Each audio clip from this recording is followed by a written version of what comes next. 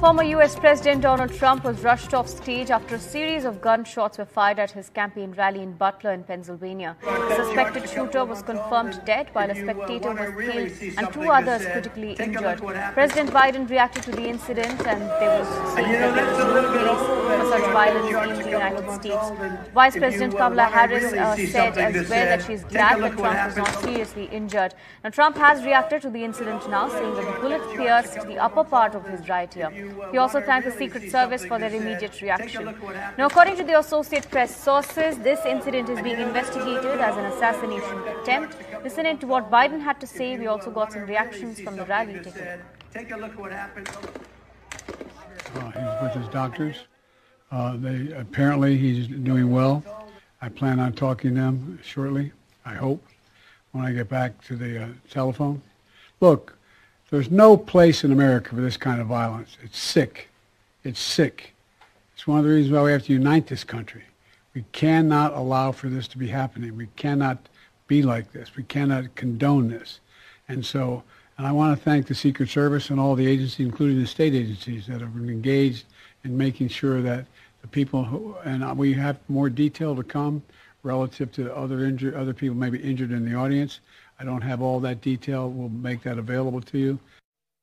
More like what we heard. The bullets rattling around the grandstand. One hit the speaker tower, and then chaos broke. We hit the ground, and the police converged to the grandstands. First thing I heard was a couple of cracks. Then I saw a hydraulic line. One of the speakers looked like it had gotten hit. Then I heard, like Chris said, a couple of bullets rattling around. And then we hit the deck, and once the authorities converged, we assisted with two patients that may have gotten shot up in the grandstand, and we cleared a path for getting them out of the way. And it's just a sad day for America. My colleague Carolyn Malone joins us from Washington. Carolyn, if you could take us through Trump's statement. He's come out now and spoken about the entire ordeal. He has, absolutely. And of course, this is a very shocking incident that everyone has seen play out on this video when he's on the stage and gets shot. It appears on the side of his face, on his ear. He's then covered by the Secret Service, and from that grouping, he stands up again, so clearly well enough to stand up, although he's been injured, and shouts, "Fight," and then the crowds respond. So even, before these statements, we've sort of heard from Trump that he is, pushing on, essentially. But in his latest statement, he said it's incredible that such an act can take place in our country. Nothing is known at this time about the shooter, who is now dead, so confirming that the shooter is dead. But that I was shot with a bullet that pierced the upper part of my right ear. I knew immediately that something was wrong. I heard a whizzing sound, shots, and immediately felt the bullet ripping through the skin. So confirming there that he was experiencing a gunshot wound. And we can see, of course, from the photos that clearly he was bleeding. So he was injured in that incident.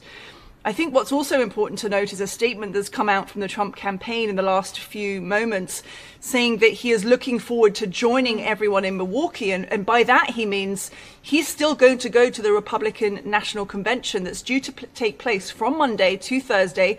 This is the huge event at which his political party, the Republicans, officially nominate him to be their presidential candidate. We are, of course, less than 4 months away from a presidential election here in the United States. But he has come out now in that statement and saying that he is well enough and he will be pushing forward and he will be going to Milwaukee for this huge event. Something like 50,000 people expected to take part, many of them Republicans, all of the known names, a lot of them on the stage speaking, and we'll be finding out who President Trump's vice presidential partner will be in his campaign. And in fact, importantly, one of the possible nominations for the vice president's place for Trump is a gentleman called J.D. Vance. He is a governor in the United States. He's young, but he's also known as incredibly loyal to Donald Trump's MAGA, Make America Great Again movement. He's come out on social media and pointed the fingers at the Democrats, at President Biden, saying today is not just some isolated incident. the central premise of the Biden campaign is that Trump is an authoritarian fascist who must be stopped at all costs. That rhetoric led directly to President Trump's attempted assassination, so pointing the finger at the Democrats. Right, we'll absolutely talk about that a bit more. I just want to bring in Anand Ahuja as well. Sir, we'll just come to you in a bit. I want to talk about the assassination attempt. Now, there are source-based reports, Caroline, that are in international media that are suggesting that this investigation is taking the route of it being an assassination attempt. There's no doubt. Yes, that is what we're reading into it at the moment. Anand, sir, I'll come to you. Caroline, if you could take us through the reports that are coming in first. Sure, absolutely. So that is what we're hearing from the reports. And we've had a number of lawmakers and representatives coming out and saying they want this to be a wider investigation.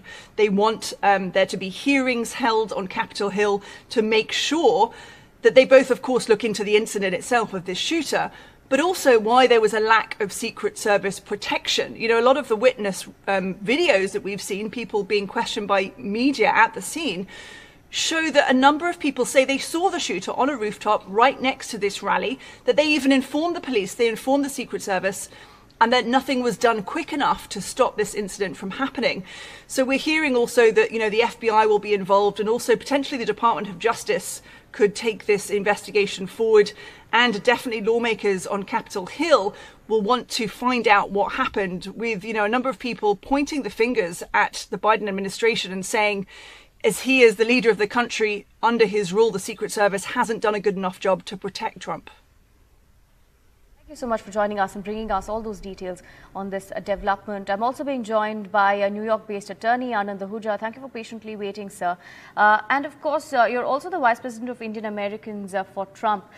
So this sort of rhetoric that Caroline was mentioning that has been built around Trump, that he's an authoritative figure that needs to be stopped, do you think that somewhere led to this incident?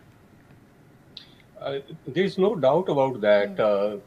Actually, if you see, since 2015, when Trump actually announced that he is going to be one of the candidates for presidential election, that kind of rhetoric was there at that time, even after when he became president. If you remember, at the time of his inauguration in January 2017, the whole Washington, D.C. was burning. There were riots.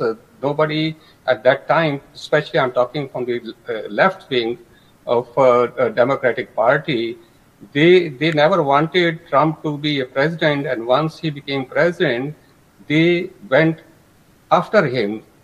2 impeachments, cases after cases. So they actually did not let him sit peacefully, to the extent even today, I am really concerned, basically because of 2 things. Number one, Secret Service didn't have any information that what is going to happen. We don't know at this particular moment whether this was a single shooter or there are other people behind this person, whether it's a group who has the conspiracy. Nobody knows anything. In a country like United States, the Secret Service does not have that kind of information. The another confusing thing for me is, and I am unable to understand, the same type of incident happened at the time of John F. Kennedy in early 60s. The shooter was on a nearby building. The same thing has happened here. There was no security check. There was no Secret Service. There was nothing. Investigation, no inspection was done of nearby buildings. So I am unable to understand that how everything has unfolded so far.